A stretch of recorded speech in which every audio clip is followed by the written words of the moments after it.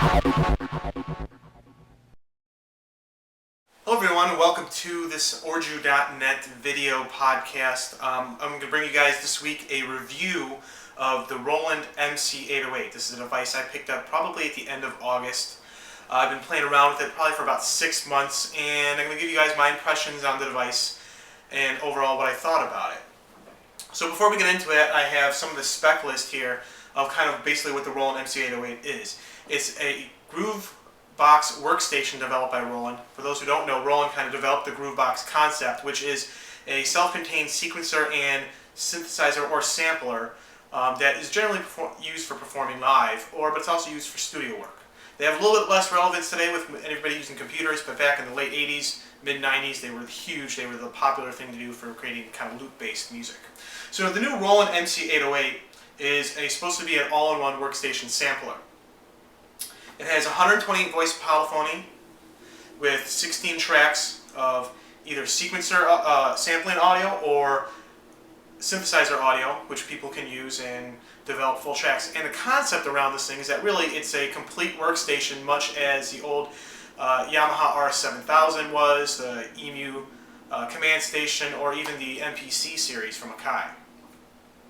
So within this 120 voices, you can also have all the voices either be sampling or they can all be synthesizer. Now the synthesizer architecture is based on the Roland XV series, so it's actually a pretty good synthesizer engine.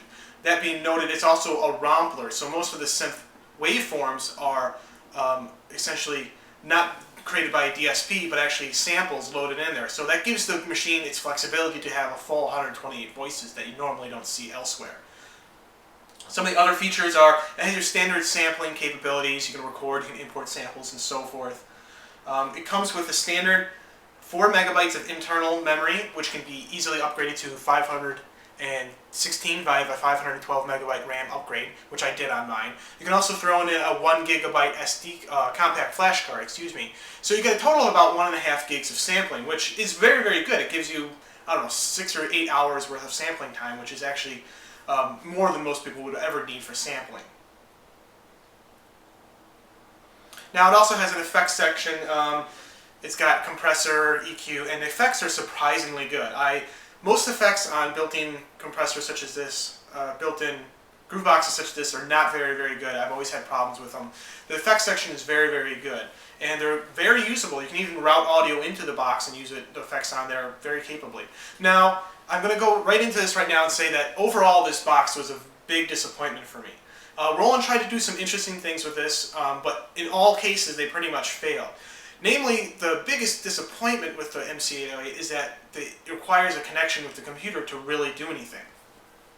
So in the case of this box, if you wanted to actually edit any of the presets or edit any sample, you have to connect it to the computer. Now, if anybody has any experience with using software developed by the big 3 manufacturers, you know that almost always they are terrible. The software is terrible. They have the integrated software, which I'm throwing up on the screen here now. You can see the interface looks okay, but the workflow is atrocious. It's clunky, it's slow, the connection between the PC and your device doesn't always work. You have to literally turn the device on and off every time you want to reestablish a connection, so it just completely falls short in that sense. And the biggest problem with the MC-808 in that case is that they require you to use the PC for anything. It'd be one thing if they had it as an option, especially with people using PCs for most of their production work these days. But that requirement kind of defeats the entire purpose of a Groovebox. The entire concept of a Groovebox is that it's supposed to be self-contained. You can produce your music right on that without any external sort of gear. The entire purpose is defeated.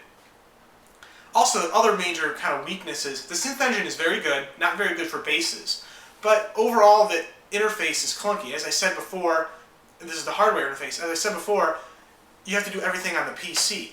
So you can't really get to any of the meat and potatoes of anything on the device right on the device itself. It's got the 8 motorized faders, which are a nice addition, but they're rather poor build quality. This is not something you see on a Pro Tools rig or anything like that. So they actually jitter and shake as they're moving across your algorithms or any of your automation that you're doing.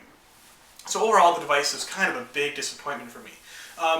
One saving grace for it is that it's actually a very, very good sampler. On the whole, if you want to sample with it, and you have to sample old school ways where you literally plugging your audio inputs into it and sampling each beat. Sampling is great. Has auto beat detection, can auto chop your samples. You can do minor editing of the samples if that's the sort of work you're doing on there, right on the device. Again, if you want to get into deep sample editing, you have to do it on the computer through the clunky interface. It's absolutely horrible. Overall, though, the sampling's pretty good. I would say it's actually a fairly competent competitor to an MPC, whereas playback and sample arrangement is very good. The sequencer is excellent on the device. It has the very old school style sequencer that Roland is known for in their previous Grooveboxes and also in their kind of TR series drum machines back in the day. So if you like that style of sequencing and you want to use it as a basic sampler, I think the MC-808 would be actually a pretty good investment for some people. It's cheaper than most MPCs. Again, it doesn't have the pads, but if you're mainly doing sampling instead of actually live drumming with your fingers, I think it's a great alternative. It has a great effects engine. I think a superior effects engine to the the Akai MPC series. So take that with a grain of salt. On the whole, though, I think this is a device that nobody really would want to buy.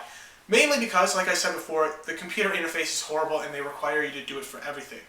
The synthesis engine is pretty good, but again, you can't get to anything at all without using the computer. There's no bass or low end that you can really create, but it's great for leads. The sequencer is fantastic. The interface on the device itself, the hardware, is pretty good, but you're limited with just the 8 faders. They aren't very good.